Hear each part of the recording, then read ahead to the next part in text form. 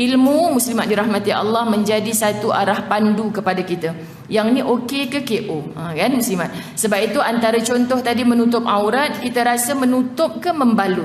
Saya sebut satu keadaan yang saya kongsi ada dalam WhatsApp juga ni muslimat. Ustazah jarang kalau gambar-gambar ni nak buka penuhkan handphone je kan. Tapi kadang-kadang bila kita terklik kat gambar tu kita pun jadi sentap. Maka bila Ustazah Zai sentap, Ustazah nak ajak anak murid sentap sama-sama lah. Boleh? Kan? Ada satu sekujur tubuh dibalut dengan kain kafan. Dia kata apa? Ada dua kerugian manusia yang dia sangat-sangat merasa rugi, rasa nak dihidupkan balik muslimat dirahmati Allah bila telah matinya. Siapa itu? Pertama, orang lelaki yang apabila dibalut tubuhnya dengan kain kafan, lalu jenazahnya dibawa ke rumah-rumah Allah, muslimat dirahmati Allah, untuk disembahyangkan jenazahnya di hadapan imam. Faham? Dia seboleh-bolehnya meronta jasad itu muslimat, nak keluar daripada kain kafan itu. Hidupkan aku sekejap ya Allah, sebab aku nak sembahyang di belakang imam, nak buat solat jemaah di masjid surau. Lalu suami harus ditegur, dinasihati, diajak oleh isteri. Abang, saya sayang abang sampai kita sama-sama mati, dan kalau boleh nak masuk dalam syurga Allah bersama-sama. Sepanjang 30 tahun hidup ni, jomlah kita mula abang hari ni, pergilah sembahyang jemaah kat masjid surau. Kalau tak boleh 5 waktu pun kita mulakan dengan subuh dulu 1 waktu. Ni nak Ramadan ni kita mulakan Isyak kita sembahyang dekat surau, kita duduk sampailah kita habis solat tarawih. Kita niat hari-hari, ya Allah ni aku bersusah payah datang ke rumah Allah bulan Ramadan, jangan berakhir pada malam raya ya Allah, jangan. Biar sampai mati ni aku seronok datang ke masjid surau. Faham tak muslimat? Kita niatkan kebaikan. Sebab ada orang malam Rabu malam nanti ni baru dah lepas setahun tak datang surau masjid, baru nak datang pula. Orang yang begini muslimat confirm lepas seminggu hilang dah dekat masjid surau. Sebab apa? Sebab dia gairah tu kerana apa? Nak dipandang orang, dia pun turut gairah berramadan sekali. Sedangkan orang yang telah tamat Ramadan masih rindu. Sahabat Nabi kata, ya Rasulullah, engkau kan orang yang dikabulkan doanya oleh Allah, boleh tak tolong mintakan kepada Allah agar Ramadan sepanjang tahun? Oi, mujur Nabi tak angkat tangan minta Ramadan sepanjang tahun. Kabul muslimat dirahmati Allah. Sebab apa? Nabi tidak akan terus-terusan mengikut. Nabi dipandu sendiri oleh Allah Subhanahu Wa Taala. Kalaulah kata Nabi, aku ni kena ikut apa yang pengikut aku nak ni, berdoa untuk Ramadan sepanjang tahun. Agak-agak hari ni kita boleh ikut tak musliman? Yang sebulan kita nak tempuh Ramadan, yang kena berpuasa pun ada orang dah berkeluh kesah dah. Alah, macam mana kita tak boleh buka gerai goreng pisang kita ni tiap-tiap petang ni, macam mana ni? Ada orang macam mana ni kita nak kerja ni, larat ke tidak ni? Macam-macam orang punya rasa musliman. Tapi orang beriman jauh beza. Ya Allah Tuhan, kalaulah boleh dipercepatkan, biar hari ni Ramadan, lagi nak berakhir Ramadan, lagi mencurah-curah air mata iktikaf dekat masjid 10 malam terakhir ni. Kerana apa muslimat? Takut tahun depan tak dijumpakan dengan Ramadan lagi ni. Tetapi muslimat dirahmati Allah, agama mengajarkan kita jangan melampau-lampau. Itu terkadang muslimat dirahmati Allah, dalam kita nak menyambut Ramadan, kita terlupa beberapa perkara yang sangat penting Allah tekankan. Apa itu muslimat? Persiapan kita berhadapan dengan Ramadan, kalau boleh macam orang-orang Arab. Saya terlupa Masjid Ibnu Abbas ni dalam kesedihan kan, kita kehilangan seorang imam, betul tak muslimat? Yang suaranya biasa kita kedengaran dalam bulan-bulan Ramadan, muslimat dirahmati Allah. Bahkan tak Ramadan pun, Kak Teh share dengan saya ni, Masya Allah Ustazah, kami bersedih. Yang kami tidak pernah kenal siapa beliau ni pun di luar sana pun turut bersedih. Inilah keadaan muslimat. Beliau antara hamba Allah yang soleh, mudah-mudahan diangkat di kalangan syuhada yang tahun ini Allah tak jemput dia untuk berramadan. Dan kita berdoa Ramadan dia tahun lepas tu sebagai pembuka pintu syurga Allah untuk dia, penutup lubang neraka Allah untuk dia. Kita muslimat Allah jemput, itu pun belum tentu lagi 2-3 malam ni muslimat. Masuk sahaja ke dalam bulan Ramadan, kita nak betulkan, dan jangan kita tersilap ataupun kita melampau-lampau. Apa? Orang perempuan khususnya. Ni sebut orang perempuan lah sebab kita kuliah muslimat kan. Saya Ustazah bulan puasa lepas tadarus pagi dekat Masjid Ibnu Abbas, saya pergi masjid tu pula, saya pergi sana pula kan. Suami saya kata, ni buka puasa apa ni malam ni kan. Kita kata, abang cubalah zuhud sikit, kita bulan-bulan Ramadan ni tak payah nak masak-masak, tak payahlah nak tanya buka puasa menu apa semua. Saya sibuk ni abang tadarus. Allah bagi tak macam tu muslimat dirahmati Allah? Sebab ada orang yang datang bertemu dengan Rasulullah, cukup dah aku ni nak ikut engkau masuk dalam syurga ya Rasulullah, kalau aku berpuasa tanpa berbuka, kalau aku bersolat malam tanpa tidur malam. Lebih kurang begitu muslimat. Kalau aku hidup ni tanpa ada niat nak kahwin pun. Sebab mungkin kahwin nanti nyusahkan. Kita kena masak untuk suami sebagainya, yang lelaki kena cari nafkah untuk isteri anak sebagainya. Saya menyeru kepada saudara-saudara saya yang terkadang diuji Allah muslimat, tidak berjodoh sampai ke akhir usia dia. Kadang-kadang kita diuji begitu. Ustazah Zai dengan ujiannya, saudara kita dengan ujian yang begini. Tolong jangan ada di dasar hati tu, ya memang aku sengaja tak nak kahwin. Kebanyakannya bukan sengaja tak nak kahwin. Betul tak muslimat? Yang datang pada ustazah, dulu ada ustazah tapi bla bla bla, macam-macam lah ceritanya.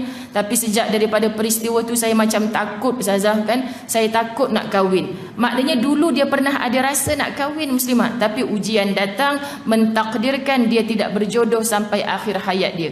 Mudah-mudahan orang ini akan mendapat pasangan yang paling indah di dalam syurga Allah, disandingkan di atas pelamin di dalam syurga Allah. Siapa pasangannya, itu hadiah daripada Allah muslimat.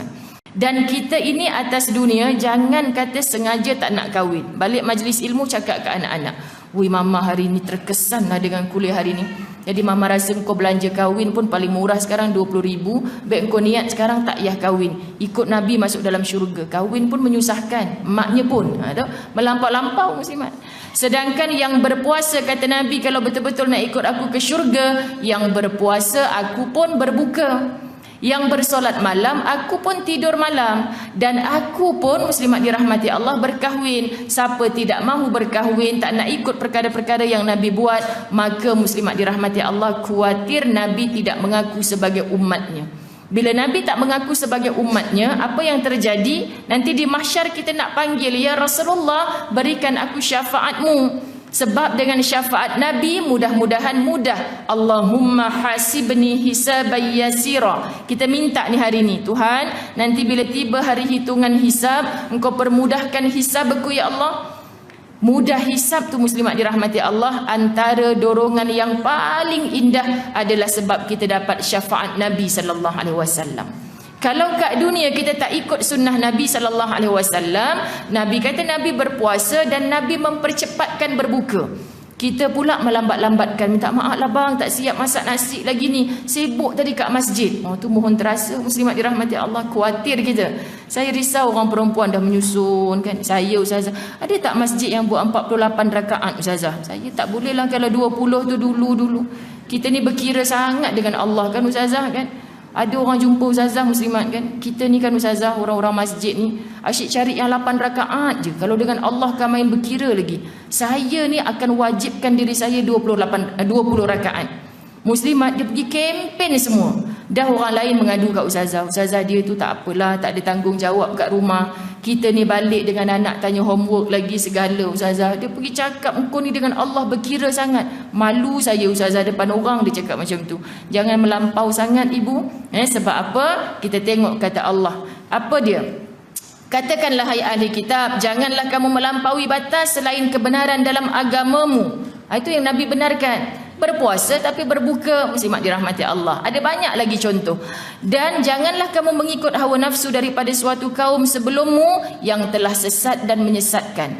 Ada banyak golongan-golongan yang melampau batas, muslimat dirahmati Allah. Ini dikategorikan sebagai qad dhallu min qabl wa adallu katsira. Ini kesian. Dan mereka juga telah tersesat daripada jalan yang benar. Wa dhallu an sawa'is sabil. Kalimah dhal itu kan kita selalu sebut ghairil maghdubi alaihim waladdallin. Bukan jalan orang-orang yang engkau sesatkan. Lalu kita tak nak dengan melampau batas dalam urusan agama dipandang Allah sebagai orang-orang yang sesat lagi menyesatkan. Orang-orang yang hidup berlandaskan semata-mata kerana dorongan hawa nafsu. Kenapa dia melampau-lampau? Sebab hawa nafsu dia, muslimat dirahmati Allah. Sedangkan agama tidak mengajarkan demikian pun.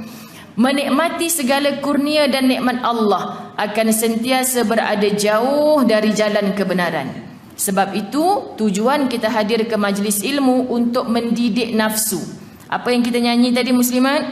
Alangkah susahnya mendidik nafsuku yang tidak melihat kebenaranmu.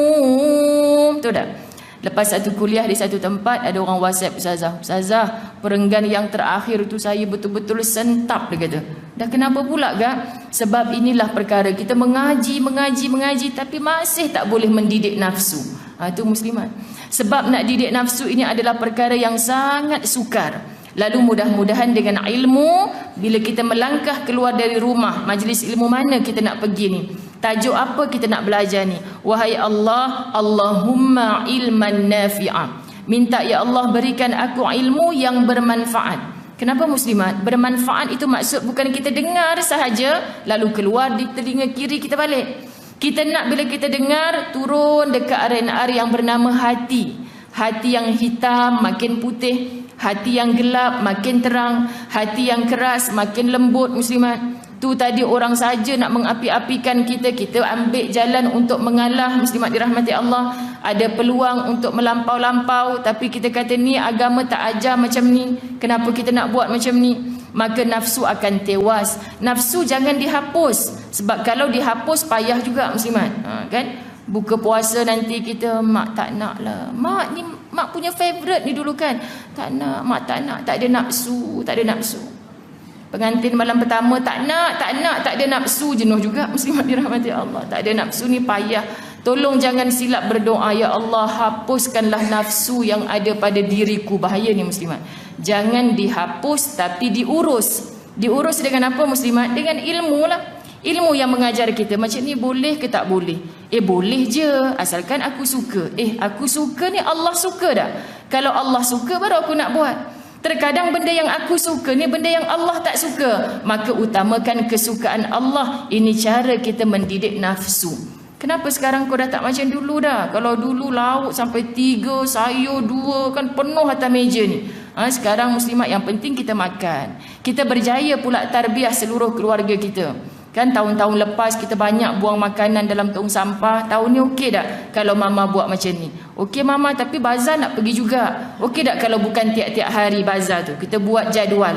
Minggu ni Alung pergi, hari Sabtu je Alung belilah apa yang Alung nak. Mama bagi duit, Alung tahu kan adik suka makan apa.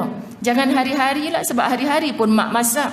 Macam mana kita nak tarbiyah muslimat dirahmati Allah untuk mendidik nafsu kesan daripada ilmu. Okey.